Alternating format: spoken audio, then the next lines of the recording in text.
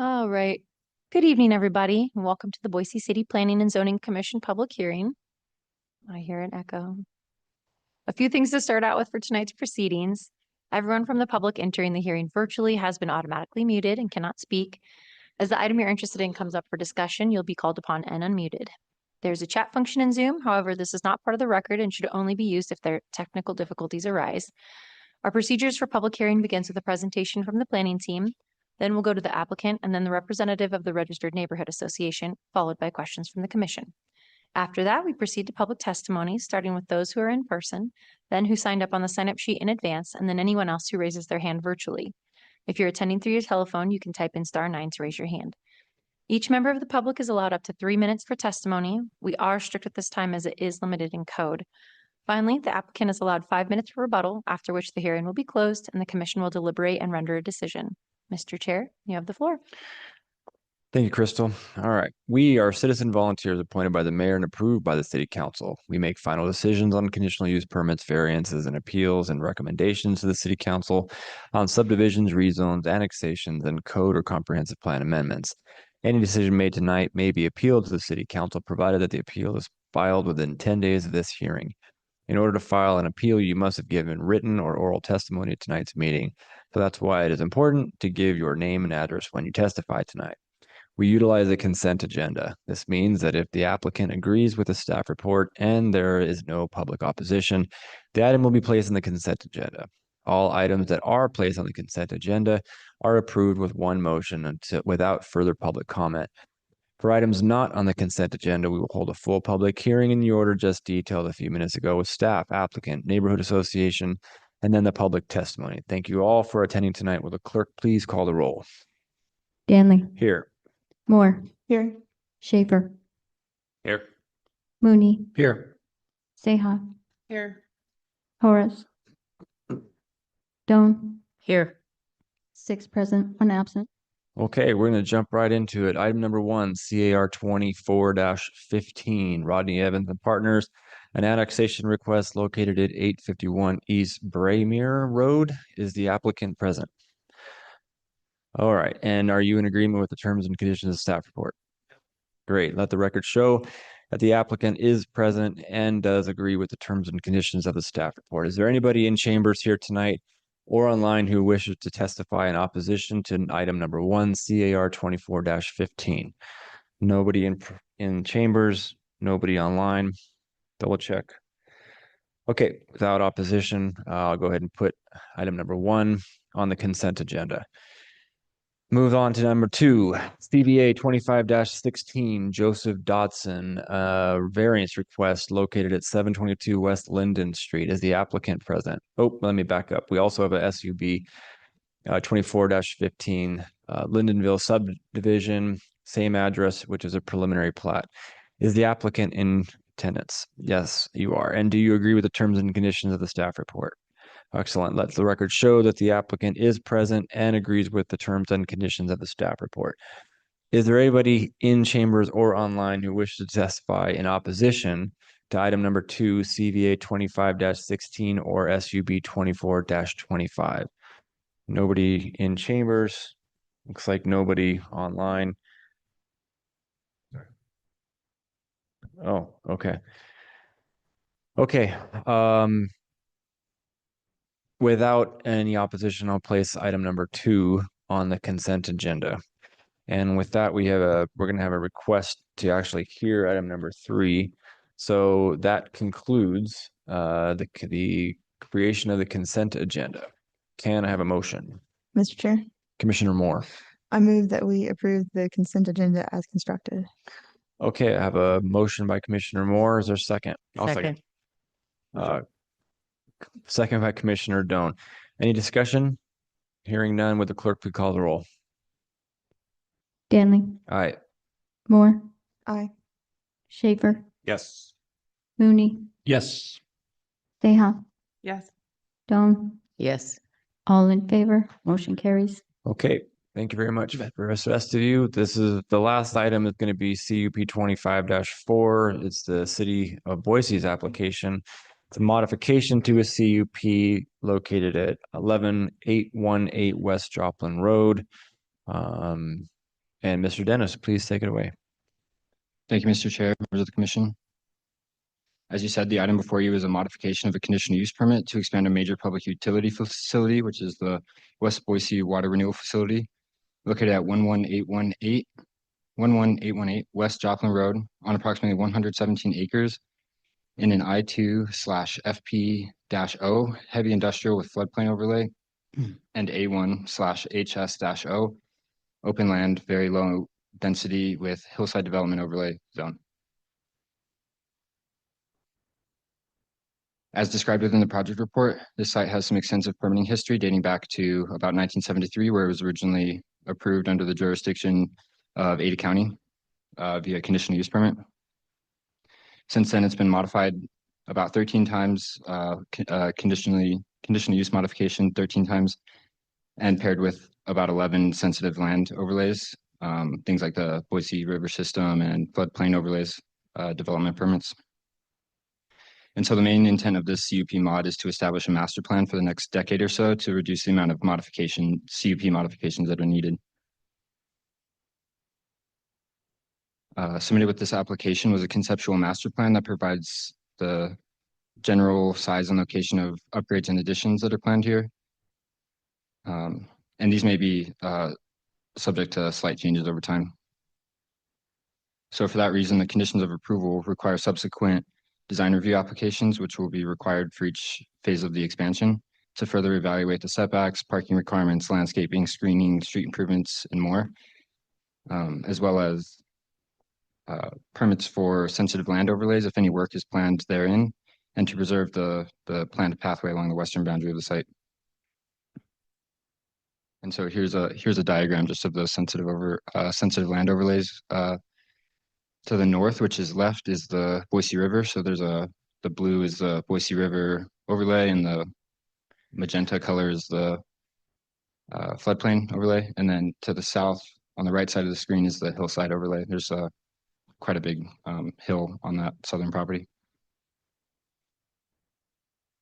And then here's just a diagram of those existing and planned pathways. The yellow one along the top is the Boise River Greenbelt. Most of that is, and then the highlighted in red was the subject corridor that was called out within the project report that's planned to be preserved. And in conclusion, the planning team recommends approval of the conditional use permit modification. I will stand for any questions. Thank you, Mr. Dennis. Clearly, your technical abilities are getting great when you reference magenta and not purple. Given that the city is the applicant, is there anybody else on the, I noticed I see James Larson and Stantec. Is there any need for anybody else to testify? Good to go. Okay, and there's no neighborhood association. So in that instance, we can go ahead and turn it over to questions from the commission. Mr. Chair, Commissioner Mooney. question for the city applicant. So the pathway plan, that's kind of what I was trying to get some more clarity on. What I understand is we're going to basically kick the can down the road a little because of air quality concerns. Can you talk some more about that and explain that? Mr. Chair, Commissioner Mooney, agency comments received from the Pathways program stated that there just needs to be some additional research into the comfortability of that pathway. So it is within the pathway master plan, but I think the full build out is kind of, I don't know if that would be the ultimate location or basically the comments said that additional research needs to be conducted to make sure that that is the ultimate location that would be located within. Mr. Chair, follow up. Go ahead. So is there an alternate location?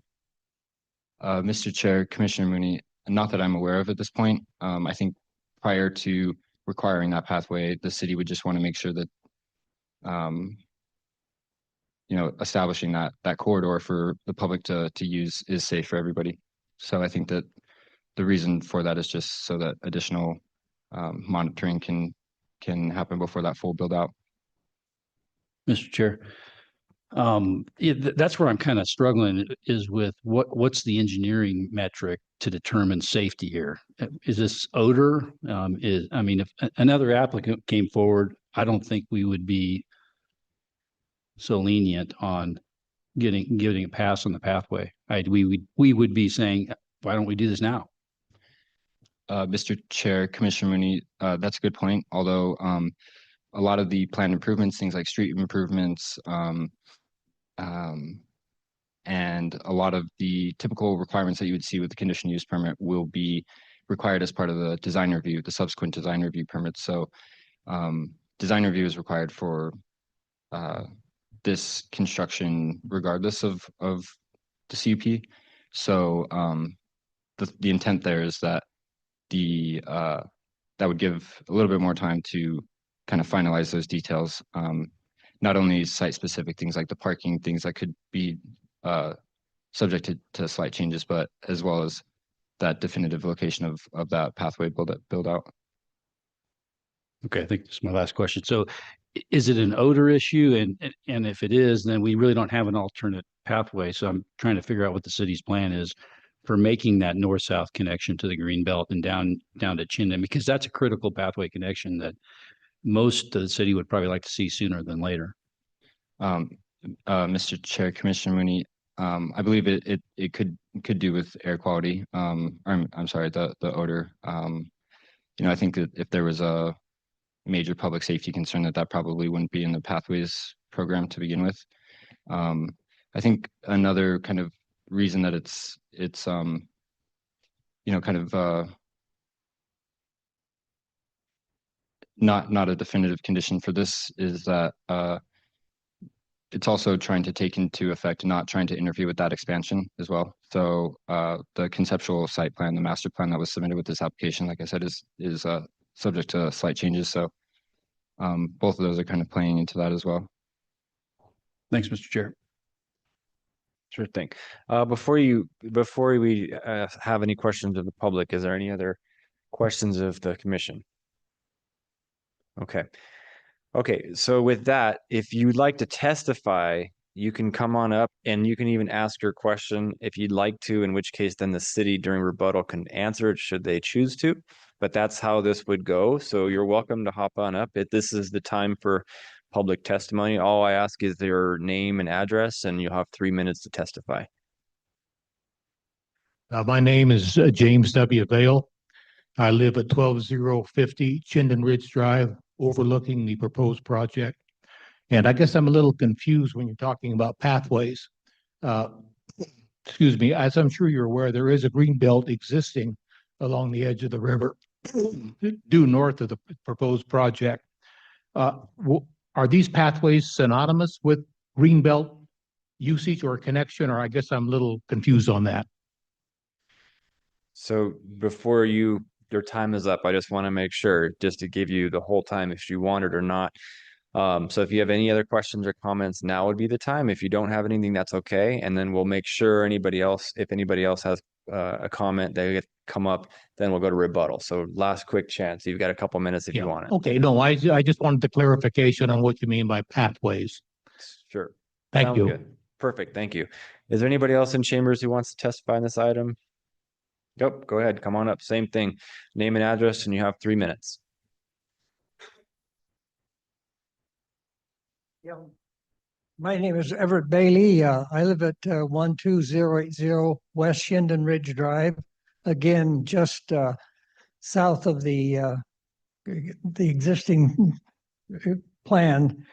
What we received a notice that evidently the property just to our north, which is right along the Chinden Ridge Road, is now included. And we were just wondering what kind of infrastructure is planned there? What kind of changes would we see? Right now, it's kind of a wetland. And our understanding was that it was intended to be a wetland into the future. Are we talking buildings or some kind of ponds, or we just wanted clarification? Sounds like a plan. We'll get the city's answer in just a moment. All right. 2 more gentlemen. I think you're with the cities, so we're good. Anybody else online? Nope. Looks like nobody else. Okay. So with that, we'll go ahead and close the public testimony component of it, and we'll go to rebuttal for the city and hopefully be able to answer a couple of those questions, and then we'll render a decision. Excuse me, Mr. Chair, members of the commission. Thank you for the questions.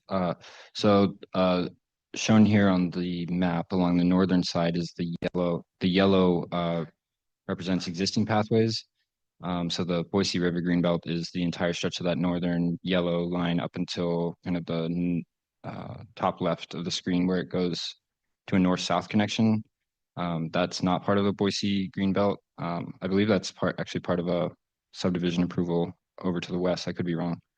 But the planned pathways are shown on the bottom in that kind of aqua color along Chinden Ridge, Joplin Road, and then up through the site, and then delineated in red was the subject area of where that borders the site. So that 16-foot pathway corridor will be preserved as part of this.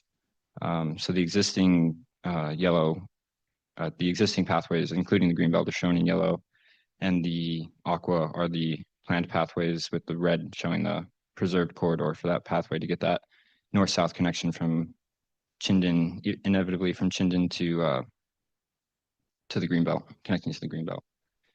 And then to answer the second question, so this is the master kind of conceptual site plan. So the subject or the property in question is where those two orange boxes are kind of by themselves on the right. That map is actually inverted 90 degrees to the left. So north is facing to the left. Planned there is a new administration building and a warehouse, I believe. So that would come with some parking as well. And that's the entire, as you can see here, that bottom right parcel, the kind of parallelogram shaped parcel. So, this is a conceptual site plan. It would not look exactly like that. There would also need to be some access, some paved connections, some parking, landscaping. So like I said, this is just kind of a conceptual master plan, kind of showing high level what will be placed where, with the understanding that this is subject to slight changes and will be reviewed via DR down the future. Great.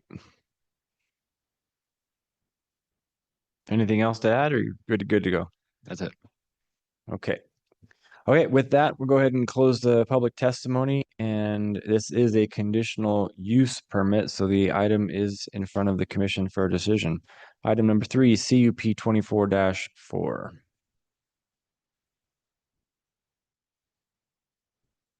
Mr. Chair, Commissioner Mooney. I recommend we approve CUP 25-4 at 11818 West Joplin Road with all the terms and conditions in the staff report. Okay, I've got a motion by Commissioner Mooney. Is there a second? I'll second. Okay, I've got a motion by Commissioner Mooney and a second by Commissioner Schaefer to approve the conditional use permit. Any discussion? Mr. Chair. Commissioner Mooney. Yeah, I think I highlighted my concerns about this application, maybe getting a pass on the pathways plan, whereas other applications wouldn't. So I'm trusting the city will deal with this in design review and prioritize that pathway connection when it's appropriate. Very good. Any other discussion?